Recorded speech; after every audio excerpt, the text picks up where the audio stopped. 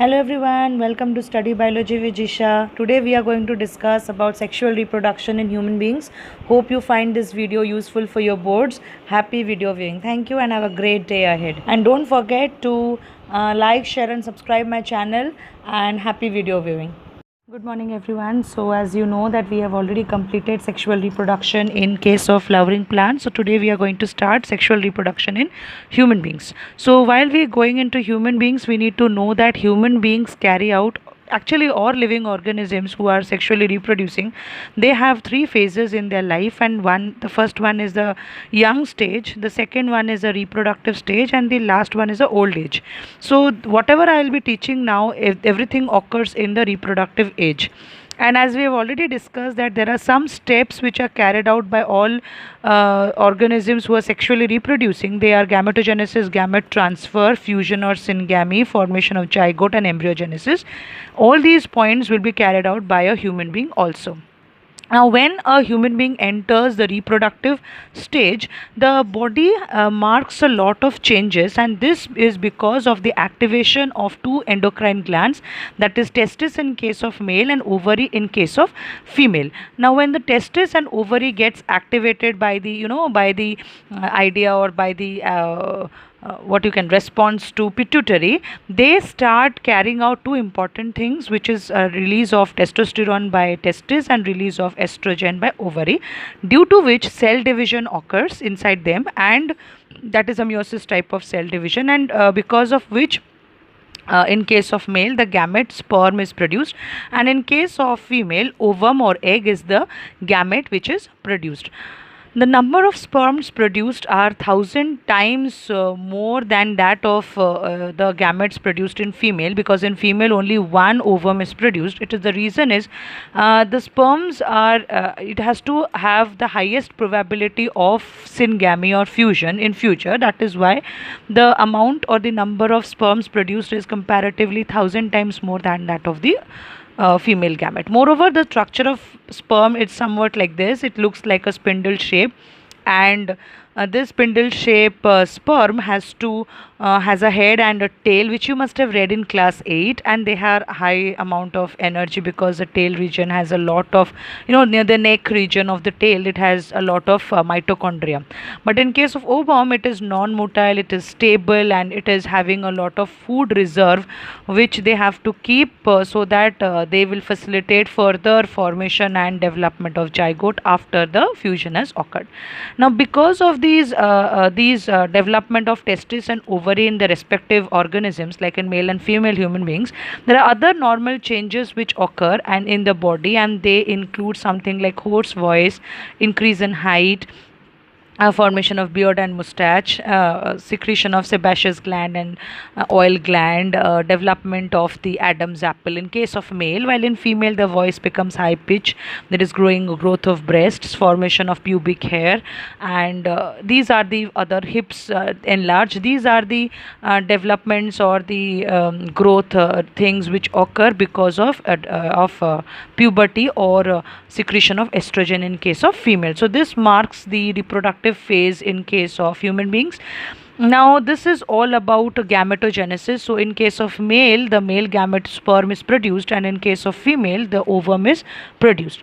But after that, there has to be gamete transfer, and for the transfer of gamete, one needs to understand that the gametes need to be brought together so that they can carry out the process of fusion. So in gamete transfer, human beings generally carry out a process called as copulation, in which the sperm is deposited in the reproductive tract of the female. So how does this happen? We will now study how does the copulation take place. Let's start discussing about gamete transfer. So to understand gamete transfer, we need to understand the male and the female reproductive structure properly, or the system properly. So let's start with the male reproductive system. As you can see here, the male reproductive system consists of 4 important parts. This is 1, 2, 3 and 4, and they are testis, vas deferens, seminal vesicle and penis. This testis is the region from which the male gametes are produced. Vas deferens, from which the male gamete, which is a sperm, is moved out from the testis and moves to other parts of the body. Seminal vesicle is a gland which is providing its secretion to make the sperm more motile, or it's increase its mobility and make it fluid in nature. And penis is the region which is associated with the urethra, so that the sperms can come out. Now let me show you the diagram of from the NCERT book about this. So now this is the diagram of the male reproductive system. As you can see, this is the testis from which the testosterone is released, as well as the sperms are produced, which is removed out from the body through this thin pipe-like structure which is called vas deferens, and it enters into the urethra, which is forming the penis here. But meanwhile, some secretions from glands like prostate gland and your seminal vesicles, see, seminal vesicle and prostate gland is entering into the a vast difference here, and you can see the ureter is also channelized to the same region, and they are all merged up together to form the penis and the urethra together. So the reason here, the problem is that in case of male, the penis and the urethra both are combined, and they are the single passage for removal of urine as well as semen. Why I'm calling it semen? Because the sperm has already taken up the fluid nature from the secretions, due to the secretions of seminal vesicle as well as the prostate gland. Now let us move on to the female reproductive system. As you can see here, it consists of ovary, which is again pairs, fallopian tube, uterus and the vagina. So you can see here that this is the female reproductive structure, and in the female reproductive structure, this is the ovaries, and the ovaries release their ovum by the process of meiosis, of course, and it enters into the oviduct or the urinary or the fallopian tube. And the fallopian tube is also the region where the process of fusion or syngamy occurs. It is again moving towards this part which is known as the uterus. Uterus is the region where the zygote or developing zygote or the embryo is fixed upon, so that it can carry out further development to fetus. And this is the region which is known as the vagina and the cervix, through which the baby or the fetus is coming out, or delivery is occurring, as well as the male gamete is deposited here. So this is all about the structure and how the gamete transfer is occurring. For the gamete transfer to occur, the male has to deposit its sperm in the vagina, so that it can travel through the cervix, enter the uterus and reach the fallopian tube. And fallopian tube is the region where the egg as well as the sperms have to meet together at the same point of time, so that they can carry out syngamy or fusion. And once they are fused, they start forming zygote. Now the zygote which is formed in the uterus, in the fallopian tube, will move down to the uterus, and in the uterus, the inner lining of the uterus, which you can see is red in color, is known as the endometrial lining. It is developed enough to accept the embryo and give it a cushion like structure, so that it can get embedded in it and carry out further development into fetus. Now at the same meanwhile, there will be formation of another disc shaped tissue which is known as placenta. The placenta is the interdigitation, like this interdigitation between the embryo as well as the endometrial lining, due to which there is transfer of oxygen and nutrients into the growing fetus from the mother's blood, and there will be transfer of waste materials from the fetus into the mother's blood, and this transfer occurs due to the presence of some villi. Now this is all about sexual reproduction which occurs. Now when the sexual reproduction is occurring, and there will be a fusion of the male and female gamete, so this is first thing which is going to occur. If this is the ovum and this is the the sperm, then there will be fusion of the nucleuses first, which will be followed by cytoplasmic fusion, and this will develop to formation of zygote. Zygote will undergo cell division, which is called as mitosis, to form embryo. Now once the embryo is formed, it goes and settles down in the uterus, where further development occur. But what if fertilization does not occur? If fertilization does not occur, then how the reason will be why fertilization may not occur. It is not like every time that the male will be depositing its sperm in the female's vagina. So at some time when the sperm is not deposited in the female reproductive system, there is no there is no fertilization or syngamy or fusion occurring. At that point, what will happen? Now, the role of the ovaries is to produce ovum alternatively every month. So, if this month this is producing the ovum, then the next month this one will produce the ovum.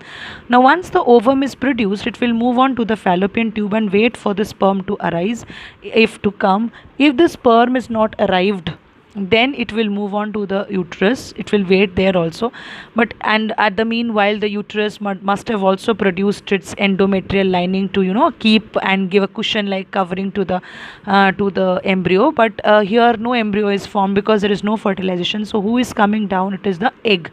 Now once the egg comes down, what happens is there is no fertilization, so slowly the endometrial lining degenerates, and because of its degeneration, the blood and the egg, which one is the unfertilized egg, everything gets shed off as blood flow from the vagina, and this is known as menstruation.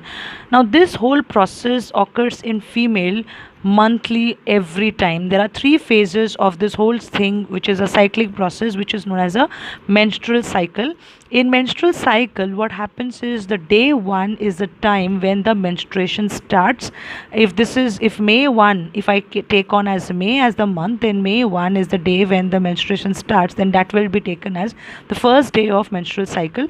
Menstruation generally, or the bleeding of generally occurs till 5 to 7 days. So let's say 7th day is a day when the menstrual phase got over. Then from that, the follicular phase will begin, where the ovary will start secreting estrogen and production of ovum will be started. Now when the production of ovum starts, it and the following processes like formation of ovum, then ovum released to the fallopian tube, then from fallopian tube to the uterus, this occurs for around 5 to 10 days, and there is no sperm available. Then what happens is meanwhile the proliferative stage must have also started, so that the endometrial lining will be developed. But if nothing, no fertilization occurs, then what happens is everything sheds off and falls down. Again there is formation of a menstrual phase.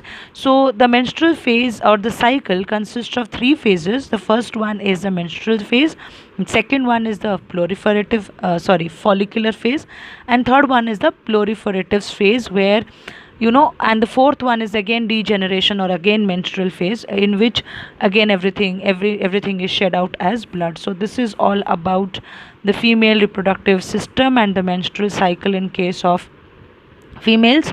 And because one more thing here I want to tell, if fertilization occurs, then the whole menstrual cycle stops till the birth of the child. So till the birth of the child there is no menstrual cycle, like for around 9 to 10 months, till the development of the zygote to embryo to fetus is occurring inside the uterus. There is no menstrual cycle occurring in the body. But once the delivery has occurred, again the menstrual cycle will re-begin, and it will continue with the menstrual phase, your follicular phase, and the proliferative phase, again menstrual phase. So this is how the whole sexual reproduction in case of human beings continues. I hope this video has been very beneficial for you, not only for the students of class 10 but also for the general knowledge of most of the males out there, so that they understand the difficulty a female suffers every month after month, and to burden down their efforts. Not only that, it is also important for all females to take care of their health, because they need to know that these all things occur in their body every day. So a very hygienic and a very healthy lifestyle needs to be carried out by females throughout the country, so that everybody leads a very good reproductive health. So my next topic will be that only, which is reproductive health, which I will continue in my next session, in my next video. Thank you for watching Study Biology with Jisha. Stay tuned for more updates. Thank you.